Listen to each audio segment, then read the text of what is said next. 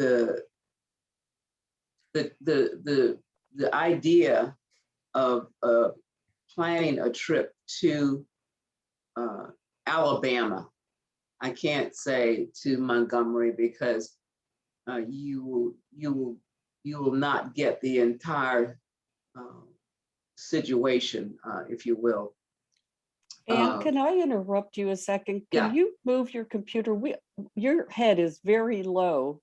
Oh, is it? There you Let me go. see if I can raise my chair. Yes, yes. Maybe I can get higher. Is that better? That's better for me. Is it better for you ladies? Yes. How's that? Oh, that's so much better. I tilted the screen. I'm I'm only 5'2". I was hoping your feet still touched the ground there. I'm sorry. Yeah, thank you for that. Somebody else mentioned that to me before, and I was like, oh, okay, I'm sorry, I didn't know that. But anyway, I'm not a vain person, so I don't care if you never see me, you don't see me. But anyway, I've been talking to Mark. He's been talking about preparing a trip, civil rights. You know, it's hard to call it a trip, other than the fact that, of course, you're going to be traveling. It's an experience. It's really what it is. And then when Chris talked about what she's been moderating, I'm like, oh gosh, wow, how I understand that connection, how that would be something that would certainly help you kind of get a grasp, understanding, or a feel for what that opposition to what she moderates is. Ava DuVernay said once, somebody asked her, well, what do white people, what do you do? Because you know Ava DuVernay, what do you do to change the perspective of racism? She said, why are you asking me? You have to ask a white person. I mean, how would I know? I'm not the culprit. So the experience that happens when people travel to Alabama, I've just been amazed by the number of groups that I've had that some of them are very well read on civil rights. There's a difference in reading it and really feeling it, being on, I call it hollow ground in terms of where Dr. King and Rosa Parks actually walked this ground, this earth, where John Lewis has been many times. Even from a kid, I attended. My God, you know, the funeral service for John Lewis. I just feel such a kindred for him. But not only him, Reverend Robert Gratz, who Reverend Ken knew. He passed away last year, I believe it was. Yeah, and then his wife joined him about a month later. I know they orchestrated that because I know who they are. They were just unbelievably delightful. I get chill bumps just talking and thinking about who they were and how they were and what they did for the movement. So, you know, there's so many stories behind the stories. You know, a lot of folk come and they hear, or because they've heard, they read, you know, something, but the heroes behind the civil rights movement are not the celebrities that you read about. They are the folk that were actually experiencing the injustices, the voting rights suppression. They were the ones that endured this, and then I put the word celebrity in quote only because those are the folk that you see the face. You see the face of Rosa Parks. You see the face of Dr. King. You see the face of John Lewis, and not at all to discredit what they contributed. Not at all, but just have an understanding why they came. What was their role when they got here? And I say here, and I'm talking Alabama, because there's so much history in the major cities, but also in those little nooks and crannies that people don't highlight at all. For instance, Marion, Alabama, and I heard somebody say that I cringed because they said it it was one of those talk shows, and he said something that was so erroneous, and I was like, I couldn't scream loud enough. That's not true. That's not true.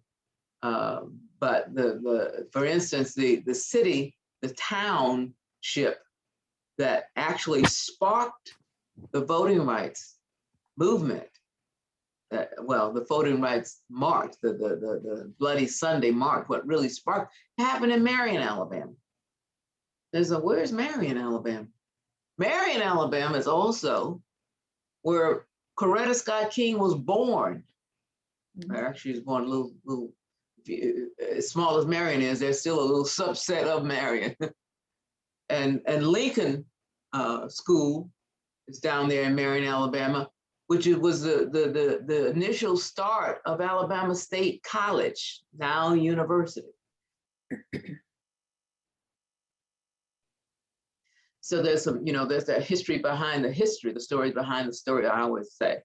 And the reason that Bloody Sunday occurred, and it wasn't called Bloody Sunday, it was called the March. We're gonna march to Montgomery, and we're gonna put this Jimmy Lee Jackson, that was the one. He was the catalyst when that state trooper shot him at the end of a voting rights a rally that they were having that evening. And we're not going to Marion on this particular itinerary that I've designed because, like I say, you wouldn't. I only most of the time, unless folk have like Facing History ourselves, when they came, they had about 4 or 5 days. And we were able to venture out and get those things done, G's Bend and all those places, down in the grassroots area. So so those stories and those people were just everyday people who had it up to here with injustices, and you telling me what I cannot do in America. The Emancipation Proclamation was in the 1800s. You're telling me that I can't vote, or you telling me that I gotta walk on the sidewalk when a white person passes me, and all these kinds of injustices that were experienced, and not only demeaning, but insulting and disrespectful as human beings.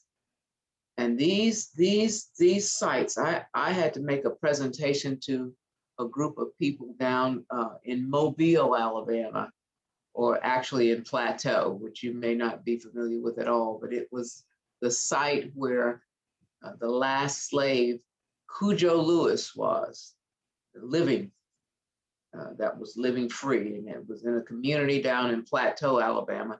They call it Africatown now. And the presentation was to talk to these people to convince them that, yes, they do need to open up a facility that will tell the story of Cujo Lewis and his descendants, and the Clotilde ship, the last slave ship, the remnants of it is in the water still, and people have come down to excavate it. I mean, CBS News and NBC and all those folks have been down there, and there's some excavation companies that have been trying to get that ship up. They'll never get it up because, first of all, it's disintegrated, and then they'll get it up, but they'll get it up in pieces. But the point is that I was there to talk to them about how rich and how valuable that history is, and that, yes, they need to tell the story and they need to offer it so that people can come and hear their stories, because they are the descendants. They are who left. They owe it to the folk that endured all of this hardship to tell their story. But I said to them, and somebody asked me the question, well, don't you think that's like exploiting us? What do you think about, charging people that, they're gonna like take, I said, look, the only thing you have to do is remain true to your story and remember that it's the sanctity of your history, and made it very clear, this ain't Disneyland, and I say that when we come here, this ain't no Disney, and I use that word on purpose, the ain't, because to me that really brings it home. this ain't no Disneyland trip. And use that also in any experience that we're dealing with when we talk about the injustices the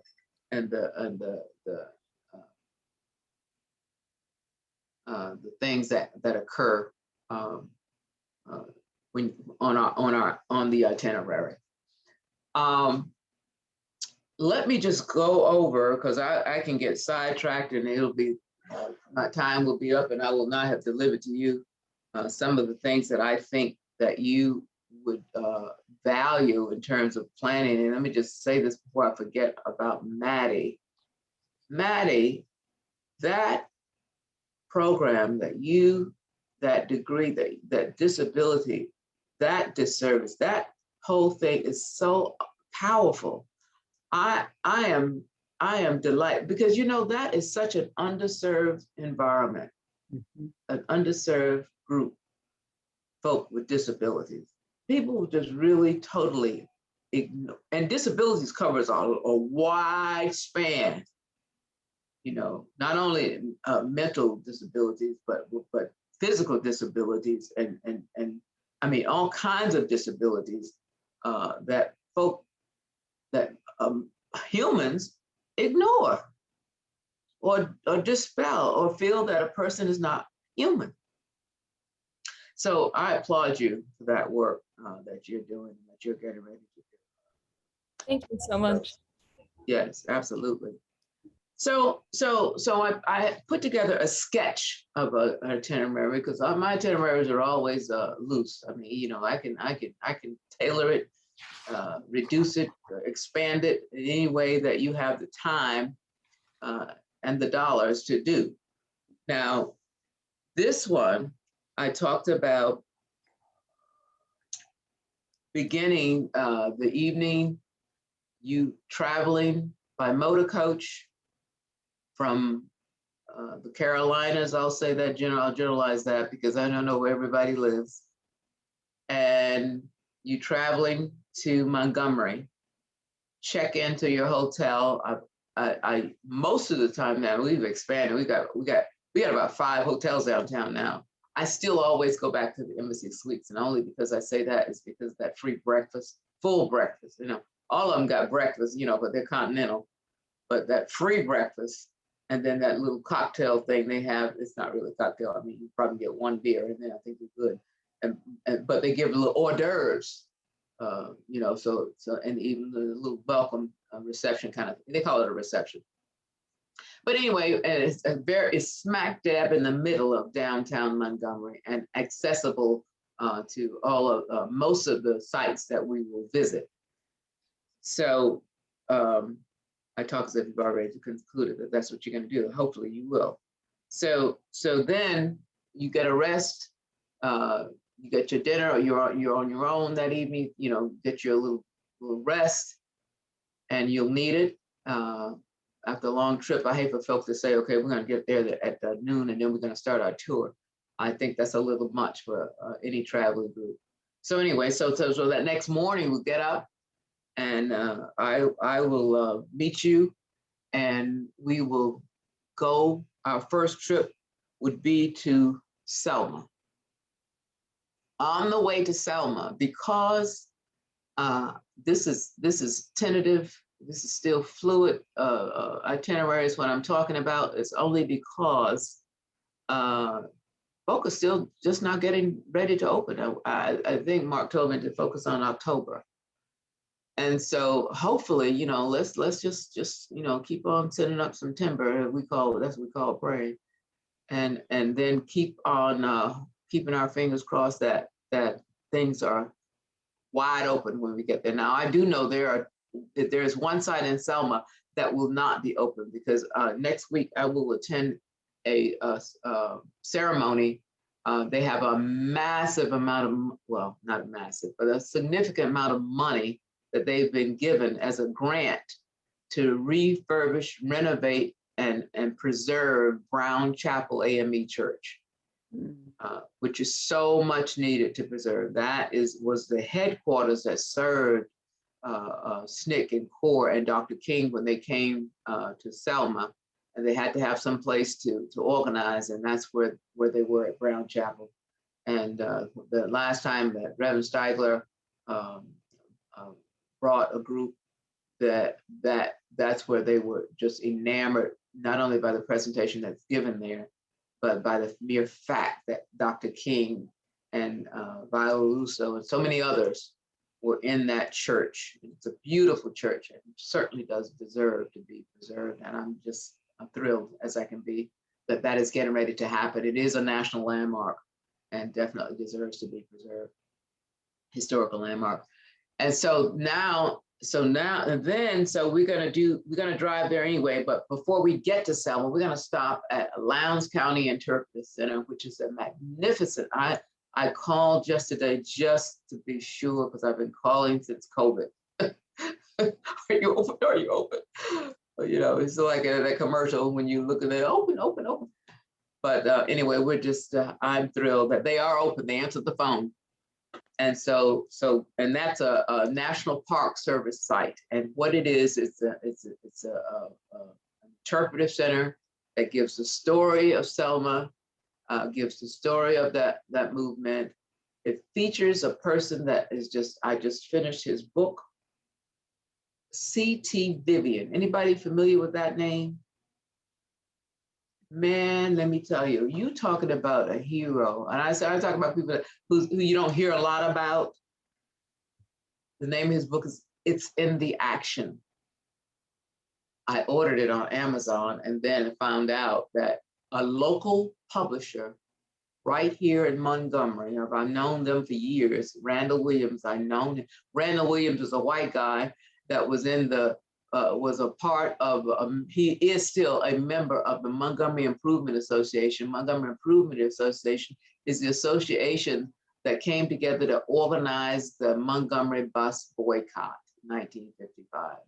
That's when everything got organized. And Randall Williams became a part of that association later, but he is currently still a member. That organization is still an organization now.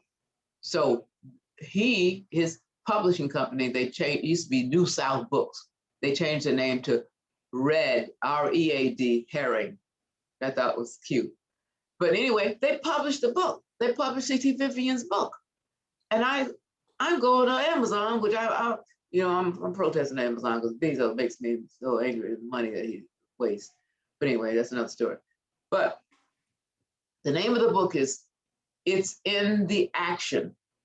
And CT writes about how you can talk all day, but if you don't get up and do something, Samuel Hamer said the same thing. You can pray until you're blue in the face, but until you get up and take some action, nothing will get done. So anyway, that film in Lowndes County, you'll see him, his passion and how he's teaching folk to be a part of the movement to make the change. So that's a great stop. And then we head on to Selma. I will drive by, if the roads are not blocked, and by October they may be not blocked, past Brown Chapel, just so you can see the logistics of it. And then go by a couple other historical churches. And I just thought about something. I may put another church on there, just to, that's Tabernacle Baptist Church. They hosted us one year and they were fantastic. Also another historical church that played a significant role in the movement in Selma. So I'll think about that. And then we'll come back, park the bus, get off the bus, and walk across the bridge, the infamous Edmund Pettus Bridge. Have the bus meet us on the other side, so I don't have to worry about walking back and forth. But because the bridge, walking across the bridge only takes you about, I don't know, depends on how you walk, 15 minutes at least, the most really. I can walk it pretty fast because I've walked it many times. And then there's a little Blunt Cultural Park, not Blunt Cultural, I'm sorry, Monument Park on the other side of the bridge, which we can visit, which is outside exterior. It's not required anything to do, but it's just something that I like it. Across the street from there is the National Voting Rights Museum, another site that has not let me know that they are now open by October, perhaps.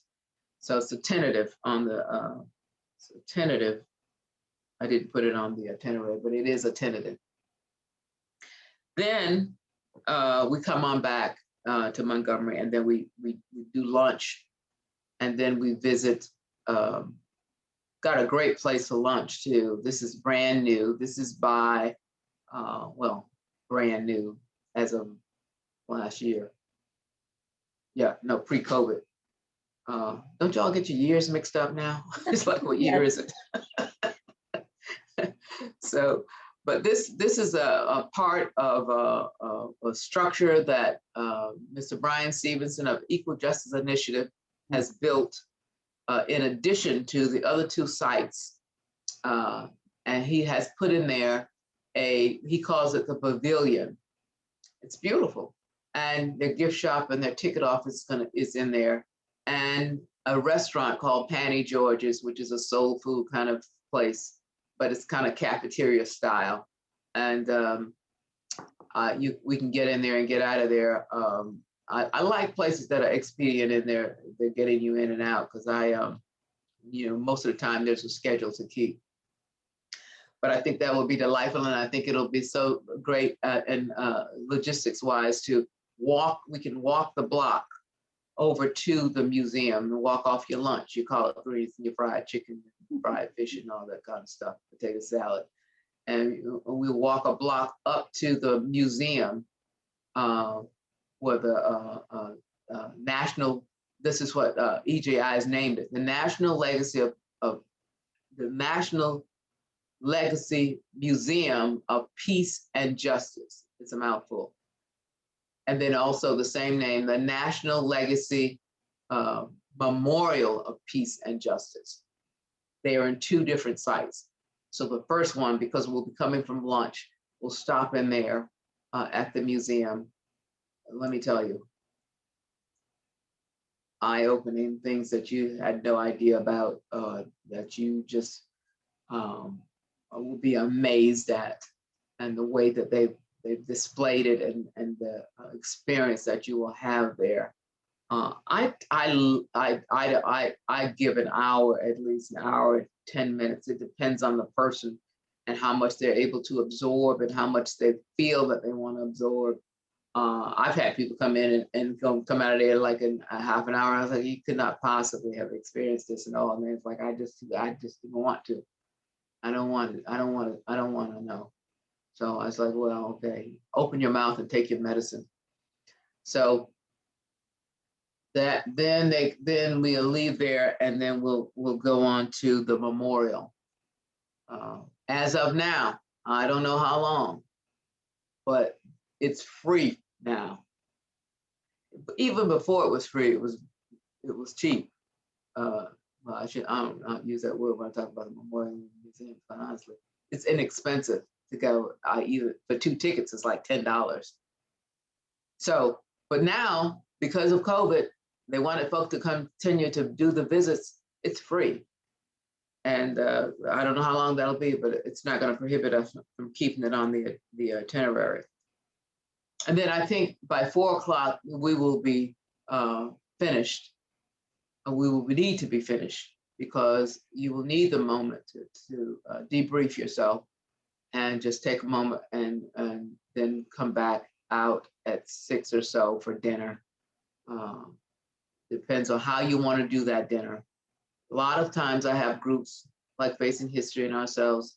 We may do a dinner and have a speaker either at the hotel or some selected restaurant in the area, and have a private dinner and have a speaker come. That is totally optional, but I do want to tell you that is possible to do. Or you can do dinner on your own, walk down the street, down the block, across the street. I'm telling you, 5 to 10 minutes away, that you'll be able to find any kind of, you can do Thai, you can do seafood, you can do Italian, you can do, what's that other, eclectic, I call it eclectic American. That's at Central. That's the high-end restaurant in the area. So Food, not a problem. You know, in the South, you guys are, quasi Southern. Food is not a problem. I could fast like, next week, and that would be happy. I could drop a couple of pounds. So I'll take food as serious as most people do. I do like good food though, but I do like healthy food as well though. But I do like good food. All right, but I got a number of places that y'all can eat. All right, and then the next day we start our finishing Montgomery. Because you're in Montgomery, I figured that we will finish Montgomery because we will have already done Selma, and then we will start with the Legacy Museum that day previous, and then we're going to go to the Southern Poverty Law Center site, which is a Civil Rights Memorial, and then same thing, the next site is the Dexter Avenue King Memorial Baptist Church. They have not even answered my calls. I know that their tour person that used to do the tours inside, which did a wonderful job, is doing her own thing now. Whether she's going back to do that, I don't know. But I always, whether they're open or not, I always stop there and talk the history of Dexter Avenue. It's there, they don't mind you taking photos and all of that stuff. So you will have somewhat of an experience there at Dexter. And then same goes for the parsonage, because there's the same people that operate the church. And the church is a living church. And I understand why they're closed, is because they are closed for church services. So the staff is not there. And we don't know what happened with COVID, with how that impacted people in the churches. I know how mine has existed. Thank God we've been doing okay virtually. Okay, by the way, my church is St. Paul AME Church, which is the former church of Mrs. Rosa Parks. And we just lost the pastor of that church, not the current pastor, but the retired pastor, Reverend Farrell Duncombe, who Rosa Parks was his Sunday school teacher. His father was the pastor of St. Paul AME Church when Rosa Parks was enduring her challenge. So, I mean, it has its own incredible history. All right, now I'm gonna go on down. So then we'll have lunch at a nice little spot, and then I will tell you more about that once we solidify everything. And then we visit the Rosa Parks Museum, one of my favorite sites because of Mrs. Rosa Parks and the stories there. And we'll be greeted. And right now they've been doing self-guided because of COVID. Don't worry about it. Wherever they say that this is self-guided, I am your self-guide. So not a problem. And the only thing that, there'll be so much to absorb anyway. And most of it is kiosk and all that, so that you could, take a moment to absorb it yourself and read it yourself and see it yourself, touch, feel it, yourself, which is the best way to learn, really, is to have an experience straight up. All right, and then you have to keep me time, because I'll go forever in a day, and I want to get a moment for y'all to ask some questions. The next day, now this is I added this because I didn't have Birmingham on there. And it really just depends on what kind of time that you have, and you're starting in the end, but we'll talk about that in a minute. So I'm suggesting on Friday morning that you we would get up early morning, have this quick breakfast, and head out to Birmingham because I hate for you to come this far and not see Birmingham, but we'll see. And you would do the Civil Rights Institute.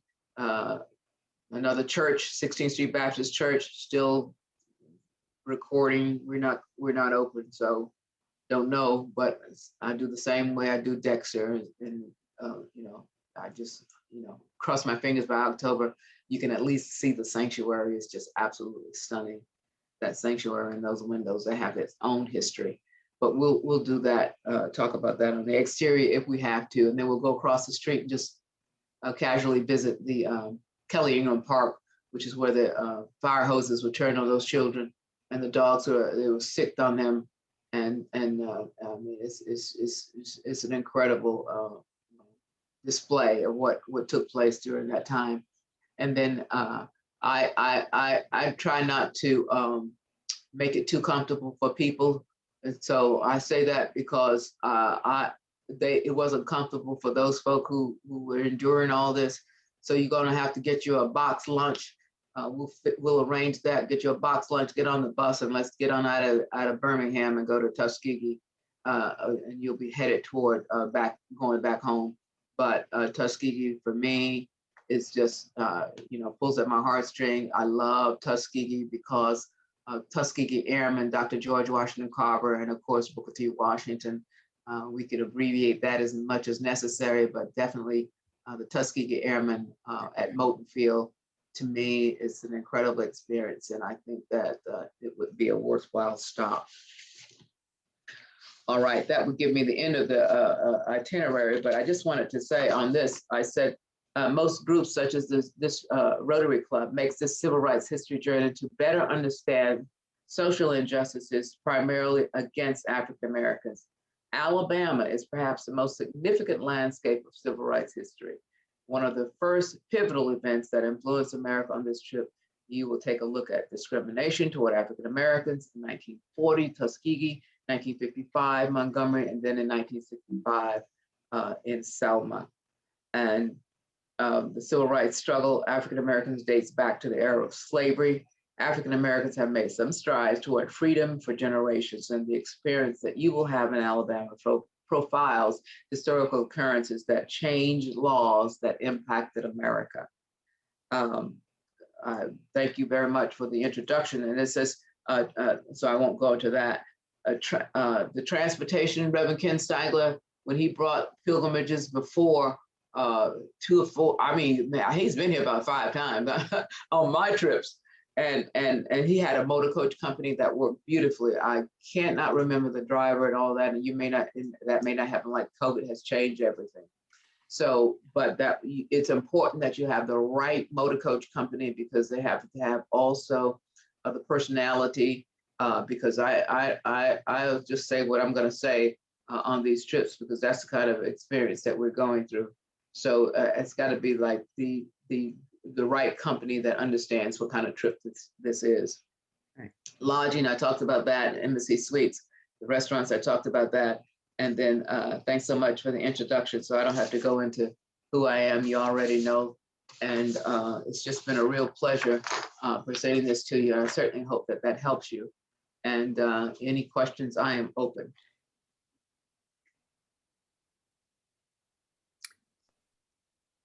I have a question, not about the trip, but about Alabama.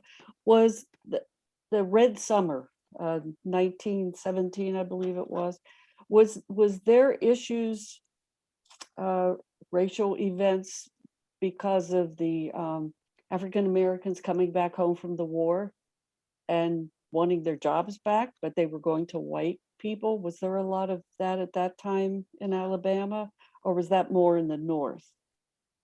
I've not done any exploration on that, but I am almost certain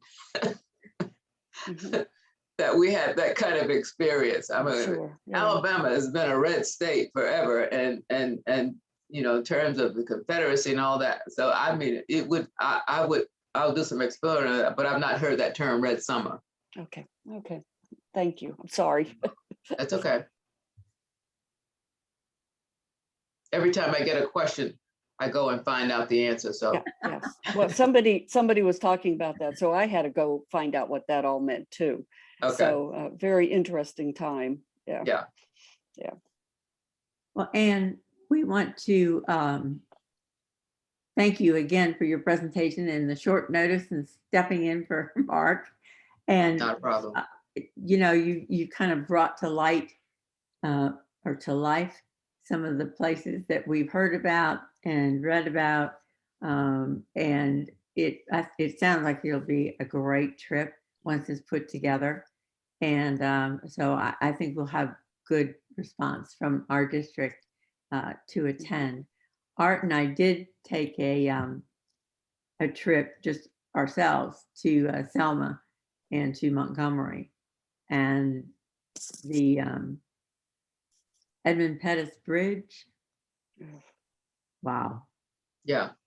It's quite an experience. And as you come across the top, you can just imagine, well, you probably can't really imagine, but just the oh my gosh, what are we facing? You know, because Yeah. everyone that was down at the end of the bridge, ready to attack them.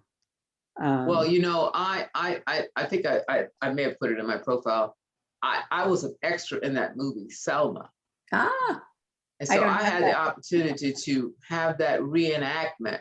Not that I was there in Selma in 1965, but I had the opportunity to act in that as an extra. And let me tell you, I thought we were there. I'm sure. When we peeked the top of that bridge and saw those, Ava DuVernay is brilliant. And we did see exactly what they saw. And we had to run across the bridge when they set those horses off and threw that fake tear gas. I just knew it was real. I was running like my life depended on it. Yeah. Except for the third time when she said, okay, we're going to do it again. I was like, okay, now I'm not running that fast. That's a great story. Yeah, that is a great story. And I think a really good one to share. The other thing is when we went to Montgomery, we went to a number of sites. My husband and I, Art has done work and been involved in human rights work with the poverty, the Law Center and Poverty of Justice. The Poverty Law Center. Thank you so much. You know, I'm not sure some of the folks that he worked with that we knew are still there, because I know there's been some turnover. But and then I believe he's also spoken with him and worked with Brian Stevenson on a couple of things. So it'll be interesting to meet him in person as well. So we're looking forward to it, and I think it will be great. And we'll look at you know, get with Mark, and once everything is kind of solidified, then we'll go ahead and be able to promote it to the district and other folks. So I'm very excited about it. So thank you so much. Thank you. Pleasure. So, you know, when I want to do something, it won't do it. There, yay. Oh, there. And I apologize for the slides going back and forth. That's okay. That's okay. It was just, this is my first time doing this. Yes. You did great. So, you did great. So, Chris. Yes, this is your certificate of appreciation for coming here, and we appreciate it. And I understand that you are a new Paul Harris Fellow. Is that correct? Yes. I want to congratulate you on that. Thank you. My whole family is one, and my children. Yeah. So we are Rotarians down. I belong to the same club as my daughter does. Is that nice? Great or what? So welcome anytime. We have lots of great programs, and we'll put you on the mailing list and make sure you get our emails. Thank you so much. Thank you. Thank you for having me. And I will go ahead and email the certificate to you after our meeting, so that you will have it and you can look at it, print it out, do whatever you would like with it. Thank you. I appreciate it. I appreciate it. Thank you. Yes, thank you. So I am going to stop